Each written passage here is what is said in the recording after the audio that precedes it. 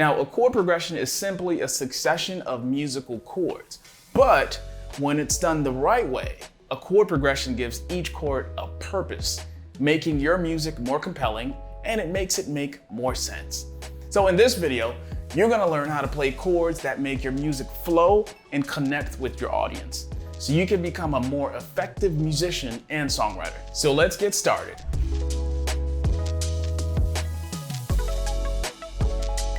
I'm Alan Merville, CEO and founder of MusicPlay, and welcome back to our channel where we help aspiring musicians learn music faster by using the frameworks of musical legends. So let's dive into it. Now we're going to use a reference song to better understand the context of what we're learning. And that reference song is going to be Autumn Leaves. Now Autumn Leaves is a great example of a song with chord progressions that make sense. So after we take a listen, we're going to learn the science behind why it makes sense.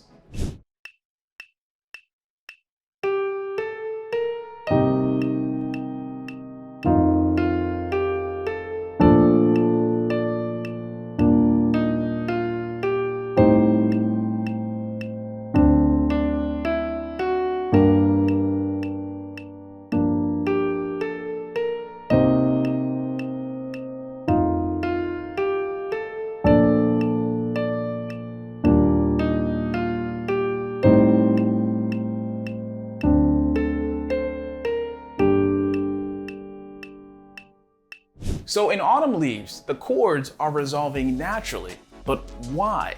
And why is that even important for musicians and songwriters to know and understand? Well, if aspects of music resolve naturally, then it means that those natural resolutions create a sense of expectation and anticipation for the listener. So if you can master what I'm about to teach you, then you can actually start to control the emotional journey of the people who listen to your music. One of the key secrets to creating progressions that make sense is the circle of fifths. Now, I've already done a full deep dive video on the circle of fifths explaining how it all works. You can click here to check that out. But in this video, we're just gonna use a few of the concepts from the circle of fifths. One of those concepts is how harmony naturally resolves up a fourth. So starting on C, we go up a perfect fourth to F. Now this C to F creates a 5-1 pattern, where C is the 5 of F. We go up another perfect fourth from F to B flat. Now we have another 5-1 pattern. F becomes the 5 of B flat.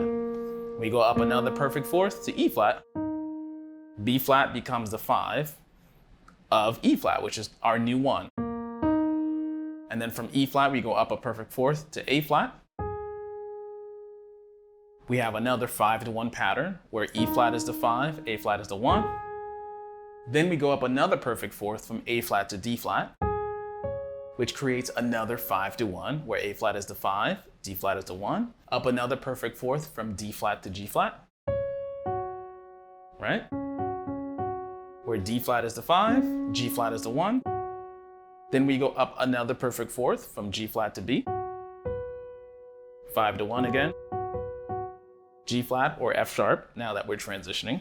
F sharp is the 5, B is the 1. Up another perfect fourth from B to E, where B becomes the 5, E becomes the 1. Up another perfect fourth from E to A, where E becomes the 5, A becomes the 1. Up another perfect fourth from A to D,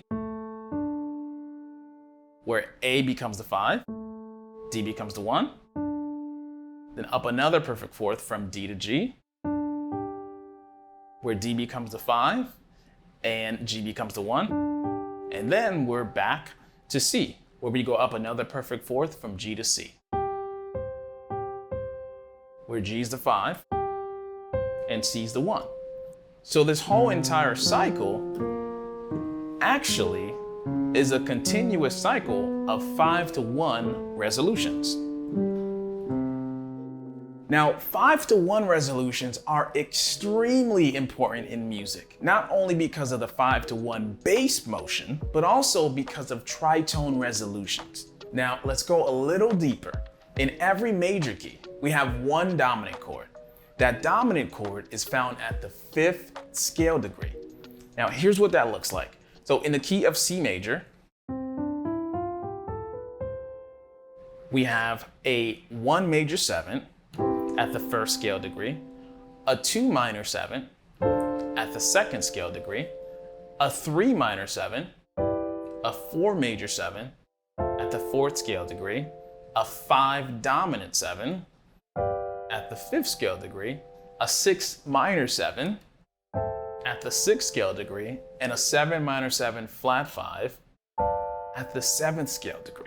Because of the circle of fifths, we already know that the 5 to 1, and in this case, the 5 dominant and the 1 major 7, is a natural and expected resolution. But the tritone in the dominant chord pushes us even closer to wanting and, dare I say, begging to resolve to the 1 major. Now, a tritone is just an interval. It's an augmented 4th or a diminished 5th. If you want to learn more about tritones, drop a comment down below and let me know. In our dominant chords, we find this tritone interval at our 3rd and flat 7 chord tone. So in our G7 chord tones, we have our 1, which is G, our 3rd, which is B, our 5th, which is D, and our flat 7, which is F. That B and F, the 3rd and flat 7, creates our tritone. Now check this out. Here's how tritones in dominant chords resolve. So the 3rd resolves up a half step, and the flat 7 resolves down a half step, like this. So the 3rd of the dominant chord resolves to the root of the resolution chord, and the flat 7 resolves to the 3rd of the resolution chord.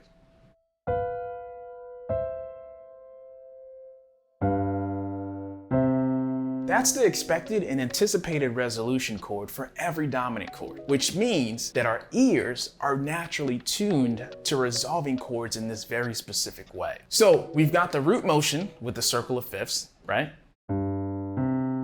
Resolving up a 4th from G to C. We have the harmonic resolution with our tritone resolution.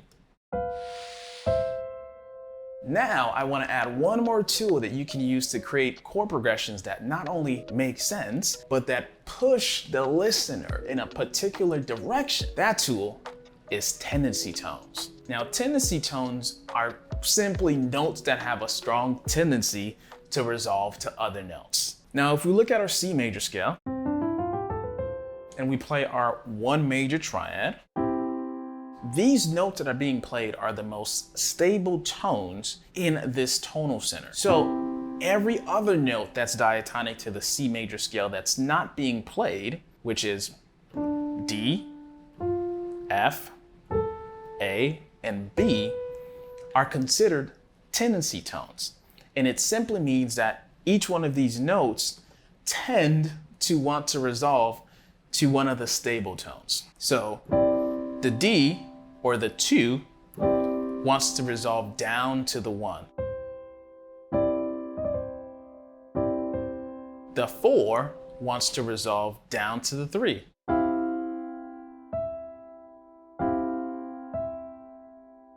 The 6 wants to resolve down to the 5. And the 7 wants to resolve up to the 1.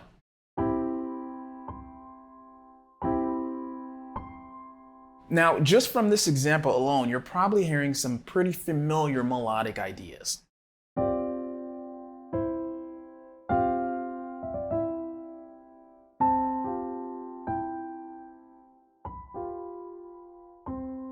Those are the tendency tones resolving to the notes that they tend to want to resolve to. Now, if we look at all the tendency tones played simultaneously,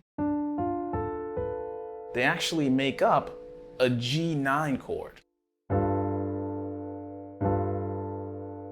which again further pushes that 5 to 1, that 5 dominant to 1 major resolution.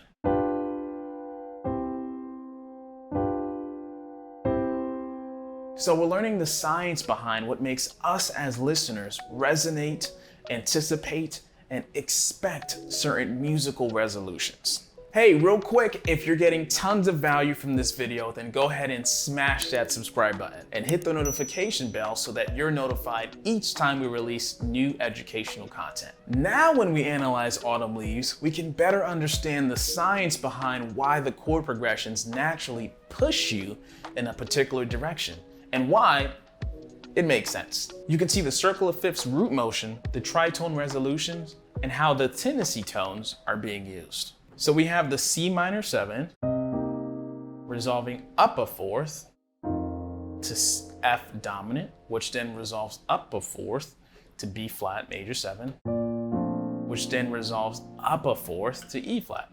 And then we have a new set of patterns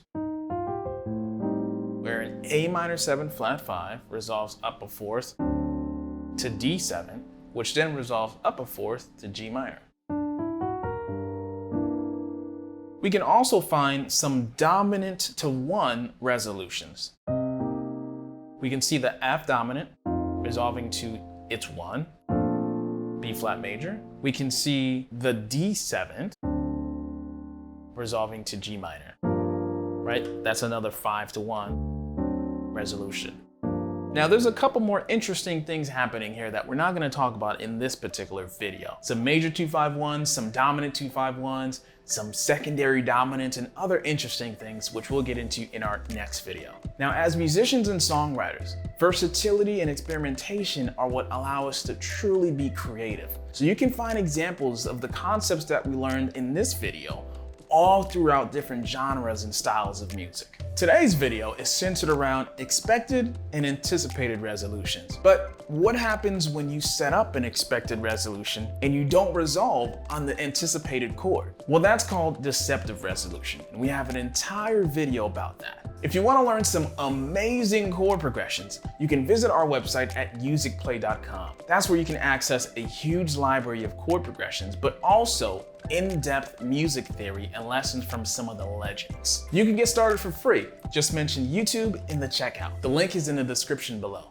Okay, so now that you know this, in our next video, I'm gonna show you how to build and create your very own chord progression, like some of the best musicians, songwriters, and producers in the world. We're gonna use concepts like harmonic function, 2-5-1s, and really take it up a notch with alternate endings and pivot chords. There's also a couple of tricks that I'll cover in the next video. So tap on the screen right now, and I'll see you there.